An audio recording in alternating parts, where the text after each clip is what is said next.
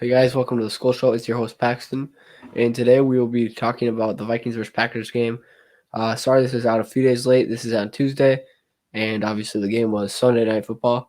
But I'll just be addressing some key points. Obviously, yesterday was New Year's, so that kind of explains why I wasn't there. But um, Vikings lose to Packers 23-10, which is or 33-10. I meant, which is obviously not very good. And so this game started off. Jaron Hall, it was a 3-and-out for the Packers, and then 3-and-out for the Vikings, and the Packers got a field goal. And then Jaron Hall threw his first pick of his career, which was off the hands of Johnny Munt, which you don't really want to do. Hawkinson, I guarantee, would have caught it. Would he have gotten far? I don't know on that, but I guarantee he would have caught it. So that just screws up the momentum a lot. Then they get a touchdown, which obviously just killed it. But one thing I do want to say is, although Jordan Love's stats looked pretty good, I don't think he was that good in this game. He had a few touchdowns, especially early, where they were like it literally was just over the receiver's hands, and it would have been a touchdown. The Vikings would have been put away way earlier. And granted, the Vikings did get killed, so I can't be talking too much about the Packers' performance not being very good. But I don't think Jordan Love played that well. Definitely a solid game, but I think it's been overhyped. Uh, I'll start with a little bit of. I'll just talk about something a little bit positive, just to lighten the mood. Najee Thompson, that he is a great player. He crushed Jalen Reed, I think. Jay Reed, right when he caught a punt in the first half and then got him nowhere, which obviously will get the crowd going. And then later in the game, obviously, Reed muffed it, which it was mostly a muff. Najee, I don't think, did too much to cause it, but he crushed him after he muffed it. And then he got up before anyone else could get there and picked up the ball, which gave the Vikings the ball at the 5-yard line, and they somehow did not score. But anyways, yeah. Jaron Hall was awful. Not a good first career first career real start. Like the Falcons game, he was. I think he started off solid, but a lot of his stats were carried by that big pass to Madison down the right sideline.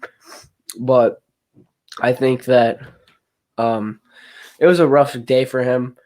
Obviously, O'Connell pulled the plug at halftime, which I think was the right move.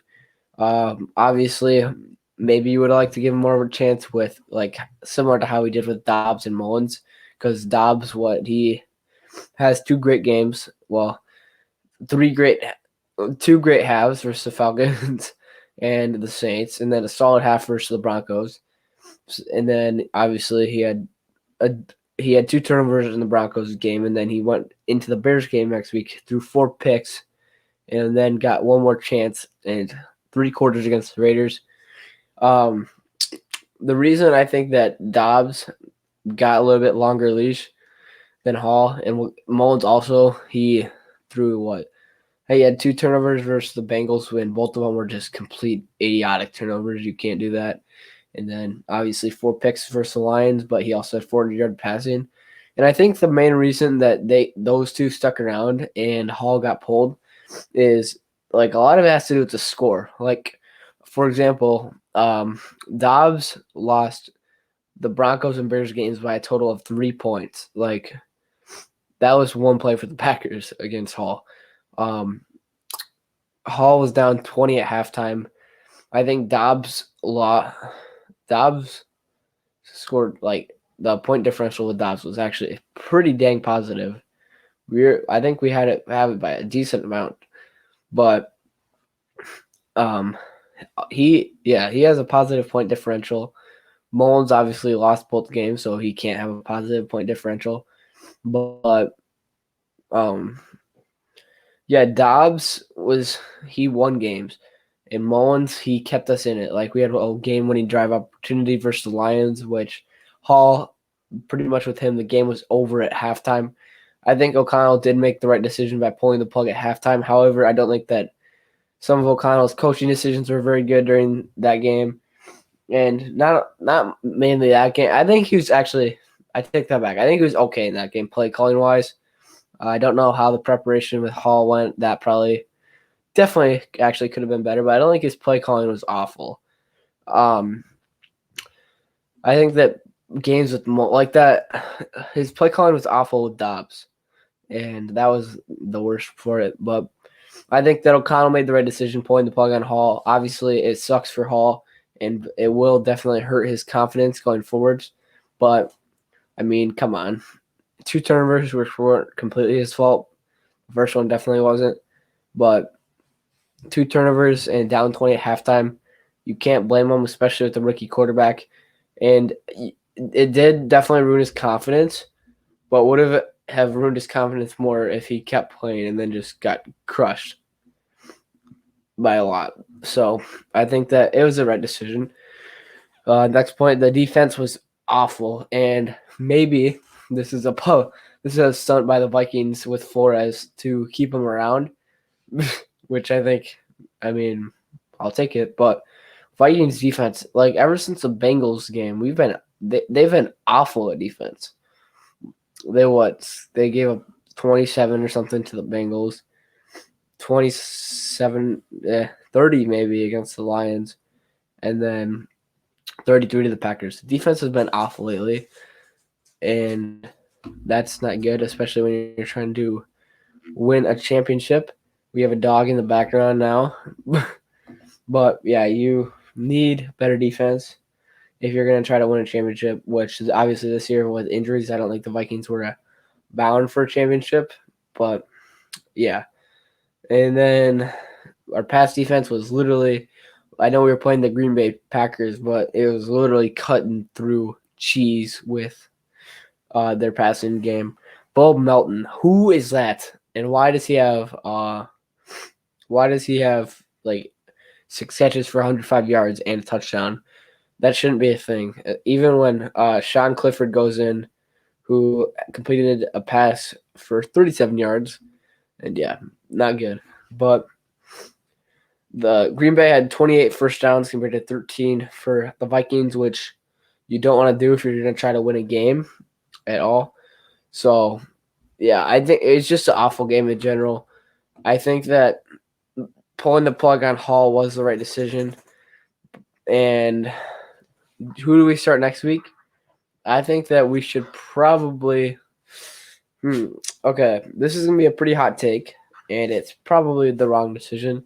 But I think the Vikings should start Dobbs next week, and the reason why is because Dobbs will do the best job of making the game entertaining, but we will probably lose with them. And I hate to say it, but you can call me a fake fan if you want. I'm just cheering for the Vikings to get for the future, but I'm actively going to be cheering against the Vikings on Sunday against the Lions. We don't want to win. I will cheer for them to do good, whoever the quarterback is. And if we sneak in the playoffs, I mean, whatever. I don't think we'll do anything in the playoffs, but there's still a 3% chance, I think. So very unlikely. I think it's better off the Vikings just to lose, take their draft pick.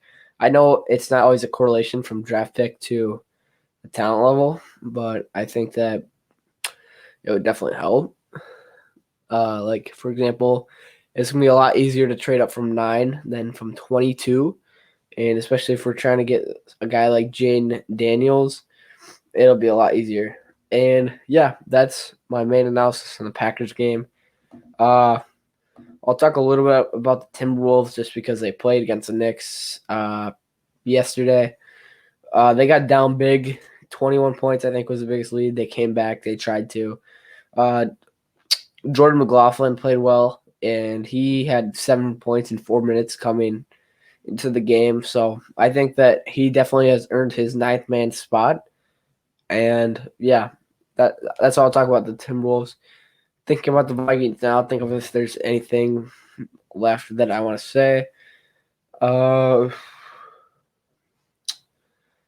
Yeah, not really. So I will probably have, well, we'll have me and Jason's predictions video. Actually, I doubt we'll make a video with him for that because we lost and the playoffs are long gone, which is what we said last week. But yeah, um, I'll make a video for my predictions and then I'll have Jason send his in. So um, I'll make a video and then I'll try to have a mock draft video.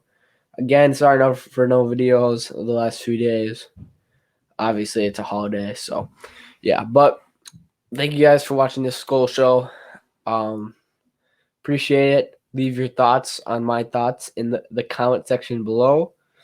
Skull Vikings, but not next week. See ya.